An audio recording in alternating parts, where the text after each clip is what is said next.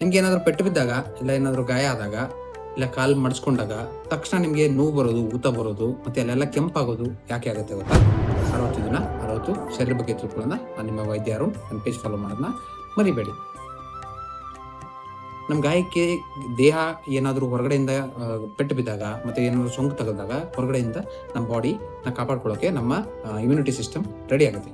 ಮೊದಲು ಆ ಭಾಗದಲ್ಲಿ ಸುತ್ತಮುತ್ತ ರಕ್ತನಾಳಗಳಲ್ಲಿ ರಕ್ತ ಅಗಲ ಆಗುತ್ತೆ. ಇದರಿಂದ ನಮ್ಮ ದೇಹಕ್ಕೆ, ಆ ಜಾಗಕ್ಕೆ ಎಲ್ಲ ಕಡೆಯಿಂದನೂ ರಕ್ತ ಬಂದು ನಿಲ್ಲುತ್ತೆ. ಆ ರಕ್ತ ಏನು ಮಾಡುತ್ತೆ, ನಾವು ಹೊರಗಡೆಯಿಂದ ಆಗಿರೋ ತೊಂದರೆಯನ್ನು ಕಾಪಾಡುತ್ತೆ.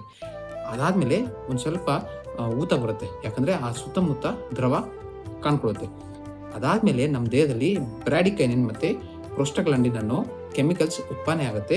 ಅವೇನು ಮಾಡುತ್ತೆ, ನರ ಏನಿರ್ತಾವೆ ಸುತ್ತಮುತ್ತ ಅದರದ ಸೆನ್ಸಿಟಿವಿಟಿ ಅಂದರೆ ಸಂವೇದನಾಶೀಲತೆನ ಜಾಸ್ತಿ ಮಾಡ್ತವೆ. ಆವಾಗ ನಮಗೆ ಪೇನ್ ಆಗುತ್ತೆ.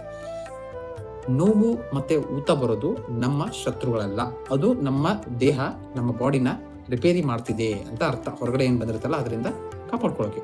ಆದರೆ ಊತ ಏನಾದರೂ ಜಾಸ್ತಿ ಆದರೆ, ನೋವು ತುಂಬಾ ಜಾಸ್ತಿ ಆದರೆ, ಅಲ್ಲಿಂದ ಕೆಂಪಾಗೋದು, ಜ್ವರ ಬರೋದು, ಮತ್ತು ಕೈ ಕಾಲು ಏನು ಪೆಟ್ಟು ಬಿದ್ದಿರುತ್ತೆ ಅದು ಅಲ್ಲಾಡಿಸ್ದೇ ನಂಗೆ ಆತಂದರೆ ಆವಾಗ ನೀವು ಡಾಕ್ಟರ್ನ ಹೋಗಿ ಭೇಟಿ ಆಗಬೇಕು. ಯಾಕಂದರೆ ಒಳಗಡೆ ಡ್ಯಾಮೇಜು ಹೊರಗಡೆ ವಸ್ತುವಿಂದ ಜಾಸ್ತಿ ಆಗಿದೆ ಅಂತ ಅರ್ಥ. ಇದಕ್ಕೆ ನಾವು ಇನ್ಫ್ಲಮೇಷನ್ ಅಂತ ಅಂತೀವಿ. ಇನ್ಫ್ಲಮೇಷನ್ ಏನು ಮಾಡುತ್ತೆ, ನಮ್ಮ ದೇಹದ ಒಂದು ರೆಸ್ಪಾನ್ಸ್ ಸಿಸ್ಟಮ್. ಅದು ಇನ್ಫ್ಲಮೇಷನ್ ಏನಾದರೂ ಇನ್ಫೆಕ್ಷನ್ಗೆ ಚೇಂಜ್ ಆಗ್ತಾ ಇದೆ ಅಂದರೆ ಅವಾಗ ನಮಗೆ ಡಾಕ್ಟರ್ನ ಅವಶ್ಯಕತೆ ಇರುತ್ತೆ. ಮತ್ತು ಡಾಕ್ಟರ್ನ ಹೋಗಿ ಭೇಟಿ ಮಾಡಬೇಕು. ಈ ರೀತಿ ಕಂಟೆಂಟ್ಗಾಗಿ ನನ್ನ ಪೇಜ್ ಫಾಲೋ ಮಾಡಿ. ಧನ್ಯವಾದ.